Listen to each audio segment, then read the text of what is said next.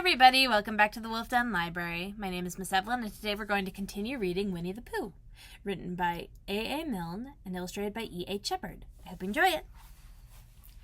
Chapter 9, in which Piglet is entirely surrounded by water. It rained, and it rained, and it rained. Piglet told himself that never in all his life, and he was goodness knows how old, 3, was it, or 4, never had he seen so much rain. Days and days and days. If only, he thought as he looked out of the window, I had been in Pooh's house, or Christopher Robin's house, or Rabbit's house when it began to rain. Then I should have had company all this time instead of being here all alone with nothing to do except wonder when it will stop. And he imagined himself with Pooh saying, Did you ever see such rain, Pooh?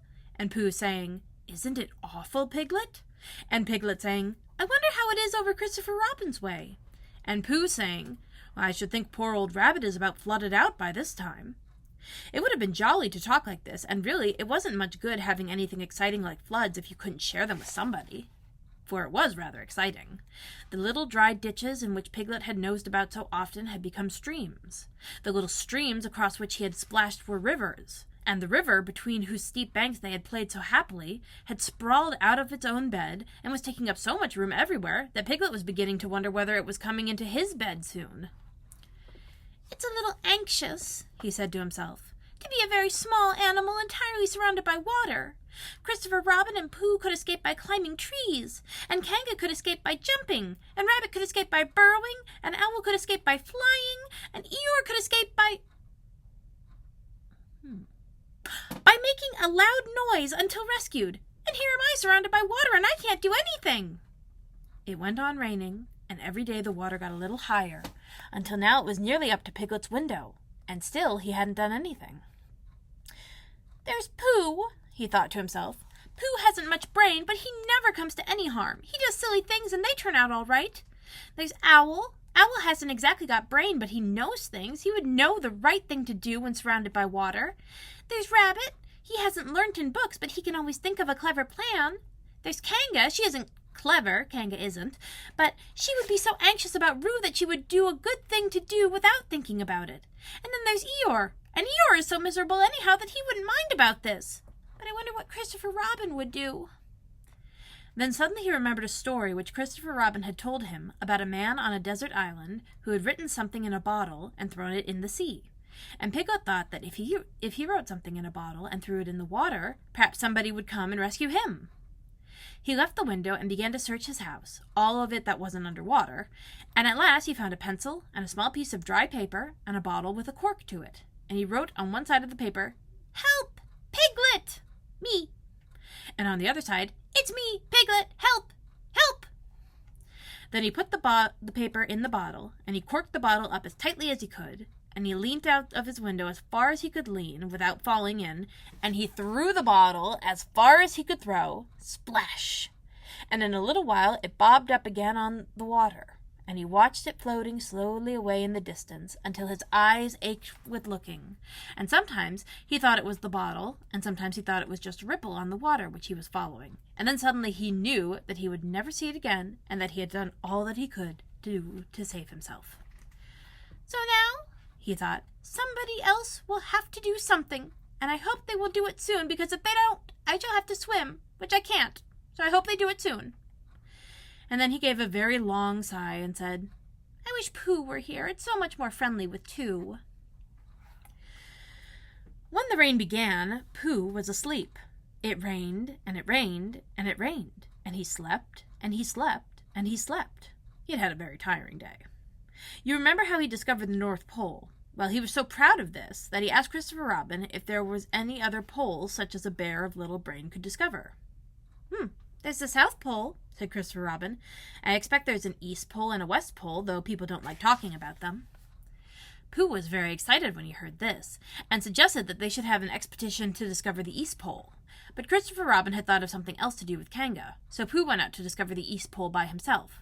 Whether he discovered it or not, I forget, but he was so tired when he got home that in the very middle of his supper, after he had been eating for a little more than half an hour, he fell asleep in his chair, and he slept and slept and slept. Then, suddenly, he was dreaming. He was at the East Pole, and it was a very cold pole with the coldest sort of snow and ice all over it. He had found a beehive to sleep in, but there wasn't room for his legs, so he had left them outside. And wild woozles, such as inhabit the East Pole, came and nibbled all the fur off his legs to make nests for their young. And the more they nibbled, the colder his legs got, until suddenly he woke up with an "Ow!" And there he was, sitting in his chair with his feet in the water, and water all round him. He splashed to his door and looked out. This is serious," said Pooh. "I must have an escape." So he took his largest pot of honey and escaped with it to a broad branch of his tree, well above the water, and then he climbed down again and escaped with another pot. And when the whole escape was finished, there was Pooh, sitting on his branch, dangling his legs, and there beside him were 10 pots of honey. 2 days later, there was Pooh, sitting on his branch, dangling his legs, and there beside him were 4 pots of honey. 3 days later, there was Pooh, sitting on his branch, dangling his leg, and there beside him was 1 pot of honey. 4 days later, there was Pooh. And it was on the morning of the 4th day that Piglet's bottle came floating past him, and with one loud cry of "Honey!" Pooh plunged into the water, seized the bottle, and struggled back to his tree again. "Bother!" said Pooh as he opened it. "All that wet for nothing. What's that bit of paper doing?" He took it out, and he looked at it. "It's a message," he said to himself. "That's what it is. And that letter is a P, and so is that, and so is that. And P means Pooh, so it's a very important message to me. And I can't read it. I must find Christopher Robin or Owl or Piglet, one of those clever readers who can read things, and they will tell me what this message means. Only I can't swim. Bother." Then he had an idea, and I think that for a bear of very little brain it was a good idea. He said to himself, "If a bottle can float, then a jar can float. And if a jar floats, I can sit on the top of it, if it's a very big jar." So he took his biggest jar and corked it up. "All boats have to have a name," he said, "so I shall call mine the Floating Bear." And with those words, he dropped his boat into the water and jumped in after it. For a little while, Pooh and the Floating Bear were uncertain as to which of them was meant to be on the top. But after trying 1 or 2 different positions, they settled down with the Floating Bear underneath and Pooh triumphantly astride it, paddling vigorously with his feet. Christopher Robin lived at the very top of the forest. It rained and it rained and it rained, but the water couldn't come up to his house. It was rather jolly to look down into the valleys and see the water all round him, but it rained so hard that he stayed indoors most of the time and thought about things. Every morning he went out with his umbrella and put a stick in the place where the water came up to, and every next morning he went out and couldn't see a stick any more, so he put another stick in the place where the water came up to, and then he walked home again, and each morning he had a shorter way to walk than he had had the morning before. On the morning of the 5th day he saw the water all round him and knew that for the first time in his life he was on a real island, which was very exciting. It was on this morning that Owl came flying over the water and said, "How do you do?" to his friend Christopher Robin. "I say, Owl," said Christopher Robin, "isn't this fun? I'm on an island." "The atmospheric conditions have been very unfavorable lately," said Owl. "The what?" "It has been raining," explained Owl. "Yes," said Christopher Robin, "it has. The flood level has reached an unprecedented height." "The who?" "There's a lot of water about," explained Owl. "Yes," said Christopher Robin, "there is. However, the prospects are rapidly becoming more favorable. At any moment— Have you seen Pooh?" "No. At any moment— "Oh, I hope he's all right," said Christopher Robin. "I've been wondering about him. I expect Piglet's with him. Do you think they're all right, Owl?" "Well, I expect so. You see, at any moment— "Do go and see, Owl, because Pooh hasn't got very much brain and he might do something silly, and I do love him so, Owl. Do you see, Owl?" "That's all right," said Owl. "I'll go. Back directly." And he flew off. In a little while he was back again. "Pooh isn't there," he said. "Not there?" "Has been there. He's been sitting on a branch of his tree outside his house with 9 pots of honey, but he isn't there now." "Oh, Pooh," cried Christopher Robin, "where are you?"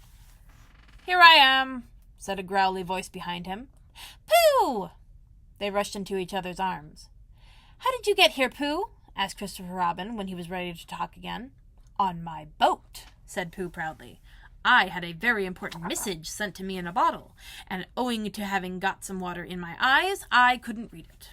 So I brought it to you, on my boat." With these proud words, he gave Christopher Robin the message. "But it's from Piglet!" cried Christopher Robin when he had read it. "Isn't there anything about Pooh in it?" asked Bear, looking over his shoulder. Christopher Robin read the message aloud. "Oh, are those P's Piglets? I thought they were Poohs." "We must rescue him at once. I thought he was with you, Pooh. Owl, could you rescue him on your back?"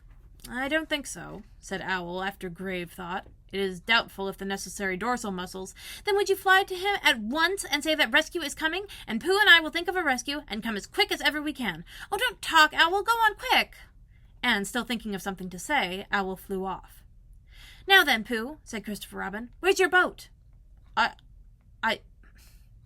ought to say," explained Pooh as they walked down to the shore of the island, "that it isn't just an ordinary sort of boat. Sometimes it's a boat, and sometimes it's more of an accident. It all depends." "Depends on what?" "On whether I'm on the top of it or underneath it." "Oh, well, where is it?" "There," said Pooh, pointing proudly to the floating bear. It wasn't what Christopher Robin expected, and the more he looked at it, the more he thought what a brave and clever bear Pooh was. And the more Christopher Robin thought this, the more Pooh looked modestly down his nose and tried to pretend he wasn't. "But it's too small for two of us," said Christopher Robin sadly. 3 of us with Piglet." "That makes it smaller still. Oh, Pooh Bear, what shall we do?" And then this bear, Pooh Bear, Winnie the Pooh, FOP, friend of Piglets, RC, rabbit's companion, PD, pole discoverer, EC and TF, Eeyore's comforter and tail finder, in fact, Pooh himself, said something so clever that Christopher Robin could only look at him with mouth open and eyes staring, wondering if this was really the bear of very little brain whom he had known and loved so long. "We might go in your umbrella," said Pooh. "We might go in your umbrella," said Pooh. "Huh?" "We might go in your umbrella," said Pooh. For suddenly Christopher Robin saw that they might. He opened his umbrella and put it point downwards in the water. It floated, but wobbled. Pooh got in. He was just beginning to say that it was all right now, when he found that it wasn't, so after a short drink, which he didn't really want, he waded back to Christopher Robin. Then they both got in together, and it wobbled no longer. "I shall call this boat the Brain of Pooh," said Christopher Robin, and the Brain of Pooh set sail forthwith in a southwesterly direction, revolving gracefully. You can imagine Piglet's joy when at last the ship came in sight of him. In after years he liked to think that he had been in very great danger during the terrible flood, but the only danger he had really been in was in the last half hour of his imprisonment, when Owl, who had just flown up, sat on a branch of his tree to comfort him, and told him a very long story about an ant who had once laid a seagull's egg by mistake, and the story went on, rather like the sentence, until Piglet, who was listening out of his window without much hope, went to sleep quietly and naturally, slipping slowly out of the window towards the water, until he was only hanging on by his toes, at which moment, luckily, a sudden loud squawk from Owl, which was really part of the story, being what his aunt said, woke the Piglet up and gave him time to jerk himself back into safety and say, "How interesting, and did she—" Well, you can imagine his joy when at last he saw the good ship Brain of Pooh, Captain C. Robin, First Mate P. Bear, coming over the sea to rescue him. Christopher Robin and Pooh again. And that is really the end of the story, and I am very tired after that last sentence. I think I shall stop there. That is the end of the chapter. We've got one more chapter to go, and then we're going to read something spooky for Halloween. I hope you guys enjoy it. See you next week. Bye.